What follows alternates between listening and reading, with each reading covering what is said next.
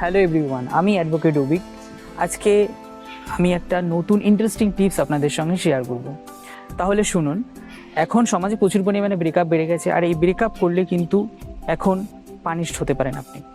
অর্থাৎ নতুন criminal act যেটা অ্যাপ্লিকেবল হয়েছে 2024 জুলাইতে, সেই ক্রিমিনাল অ্যাক্ট বলছে যে সেকশন 69 BNS ভারতীয় ন্যায় সংহিতা বলছে যে আপনি কোনো মেয়ের সাথে ফিজিক্যাল রিলেশন করছেন, যে এই বলে আপনি পরবর্তীকালে তাকে বিয়ে করবেন, অর্থাৎ বিয়ের প্রতিশ্রুতি দিচ্ছেন, এবং তারপর কিন্তু আপনি বিয়ে করছেন না, সেক্ষেত্রে কিন্তু সেই মেয়েটি থানায় যাবে এবং আপনার এগেইনস্টে কমপ্লেন করবে, এবং আপনার এগেইনস্টে একটা FIR রেজিস্টার হবে।